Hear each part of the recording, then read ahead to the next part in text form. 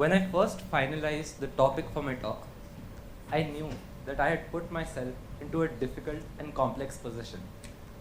My first thought was, why would anyone listen to a 17-year-old talk about Indian culture?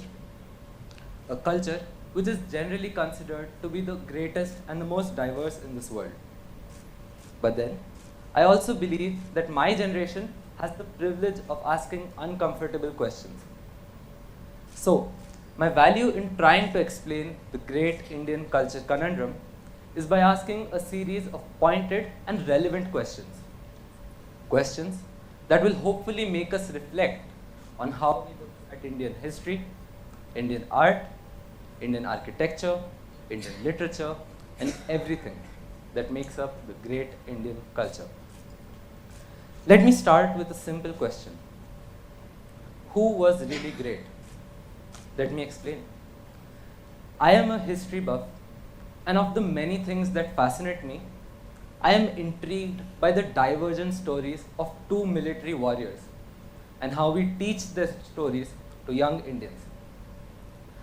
Both rulers started as barbaric, violent, and ruthless people and killed a couple 100,000 people in their first few years of reign.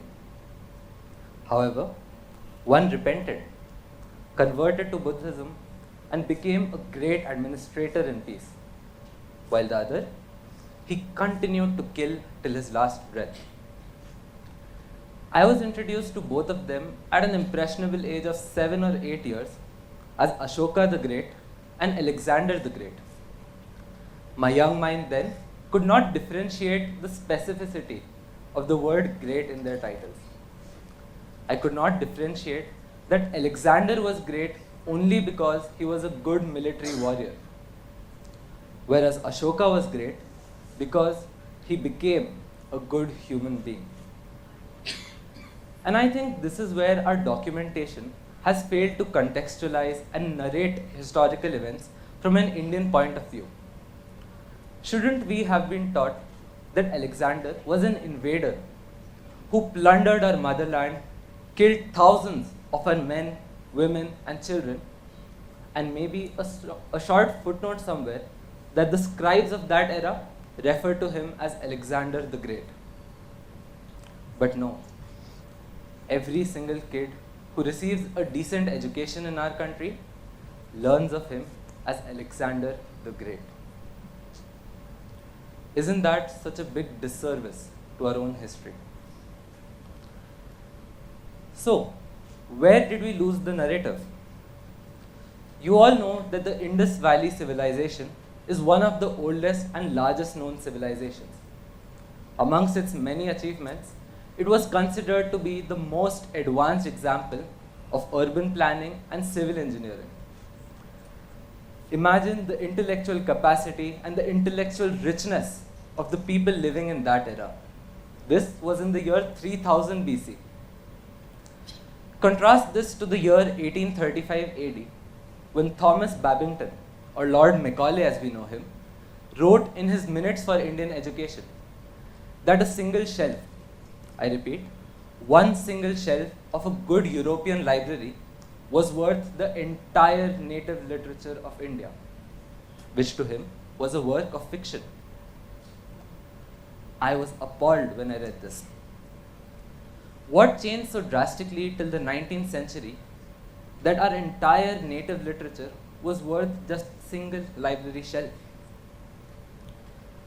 Why would Macaulay make such a derogatory statement about a country where he was trusted to formulate an education system? Or was that a statement peddled with lies, with a motive to show our Indian culture as subservient to the European one? I will not attempt to answer where did we lose the narrative, but clearly an antithesis was seeded deeply into our education systems. And no wonder we still parrot out Alexander the Great.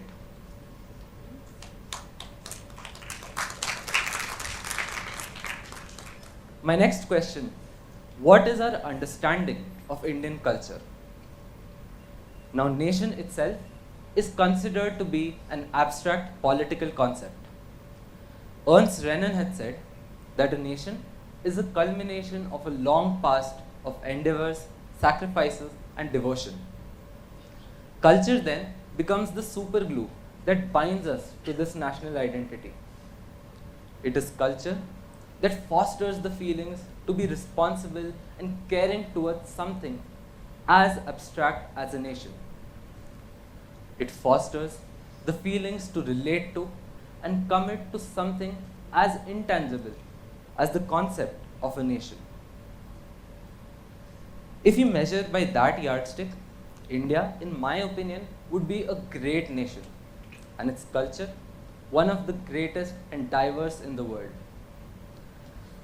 Because nowhere else in this world will you find a culture which is a culmination of so many different and diverse cultures. A true culture of cultures, if you may. We are probably the oldest, the most vibrant, the most colorful, and the most diverse country on this planet. Travel around 50 kilometers in any direction from this hall, and you will see changes in dialect, in art, in traditions, in food, in music, and everything else that makes up a culture. And yet, we adapt, we adjust, sometimes we tolerate, and most importantly, we always continue to have a sense of belongingness here. And this is no accident or chance. We are culturally set up that way. For example, take a look at our festivals. Some national, some local, some religious, and some borderline superstitious. But each of them geared towards bringing communities together and creating strong social cohesion. Each festival giving us an opportunity to share our diversity in art, music, dance, food, traditions, beliefs, etc.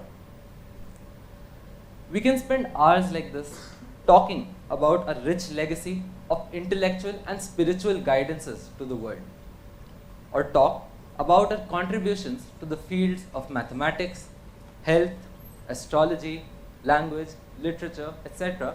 as definitions of our culture. But I believe as long as all these definitions are pivoted around one central pillar, that is our diversity, then we would have done true justice in understanding our Indian culture. This next question, are we proud of our cultural identity, requires your utmost attention. I believe that all of us here are privileged individuals. At the very minimum, we will eat 2 square meals today. When we hit the bed, we will have a shelter over our heads. Both of these are tangible privileges, and yet majority of us will fail to be grateful for them. The intangible privilege of being born in a land with such a rich cultural legacy, unfortunately, suffers an even worse fate. We are all habitual offenders and are guilty of taking this legacy for granted. We are guilty of being ignorant, of being disassociated, and of remaining unfazed to the existence of our cultural identity. In the 20th century, Roman Roland had said that if there is a place on earth where the dreams of all living men have found a home, right from the time when man began the dream of existence, it is India. I believe it is high time we embrace this cultural identity. We acknowledge it, be proud of it, and even if we do not do anything to actively promote it, let's at least be grateful for it. My next question, why do we need a culture narrative? I believe there are 2 fundamental reasons for this. The most important reason is that people need stories to understand and remember everything. For culture, it is no different. If we do not have a culture story, then we do not have anything to remember and we have nothing to stand up for. The second reason is even grim. When we do not have our own culture story, someone else will make up our story. And unfortunately, we do not get to choose its shape, its size, or its form. Therefore, it is extremely, extremely important that we have a clear, comprehensible story, a narrative of our culture that easily etches onto people's minds and gets a fair chance of being remembered without distortion. Moving on to the last but the most important question of my talk. Do we own our culture narrative? This, I believe, is the hardest ask. We are talking about owning the narrative of a complex topic like Indian culture. And for that, I believe we need to pass an acid test of 4A principles. The first principle, awareness. Are we aware and capable to comprehend the subtext and nuances of different aspects of our culture? We need to be sure of the facts, be sure of the variants based on context, and have a deep, deep understanding of the topic in hand. Second principle, appreciate. Place a hand on our heart and ask yourselves, do we really appreciate? Do we really value our culture? We need to be proud. We need to talk with passion and conviction. And only then will it make true sense to say that yes, we own the narrative of our culture. Third principle, articulate. Do we have the right skills to articulate and explain the nuances of our culture? We need to be able to put clear words to our thoughts and explain a concept coherently based on our target audience. And the fourth and final principle is active. Are we actively working to own the narrative of our culture? And more importantly, are we actively working to defend the narrative when it is needed? We need to be able to spot situations and opportunities where we can stand up and explain our Indian culture narrative. Dear all, today there is a group of leaders that have risen from the masses, and they are harnessing the power of the open internet to own the narrative on Indian culture. They are challenging the status quo, and I think it is our duty to listen, to critique, to agree, to disagree, to research, and most importantly, to jointly channel this narrative of our Indian culture. This is a time not to sit on the sidelines, but this is a time to act. And how do we act? We keep questioning, keep challenging, and keep refining. After all, this is my narrative. This is your narrative. This is collectively our narrative, and we need to own it.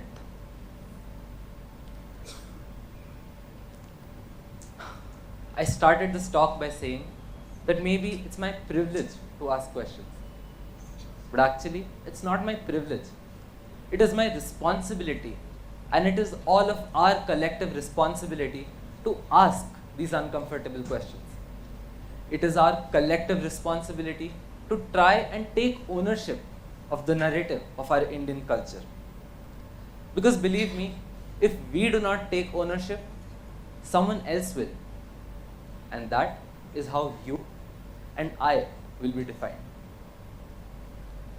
Let me close this talk by saying, since there is no one definition of Indian culture, it does not matter by which definition that you choose.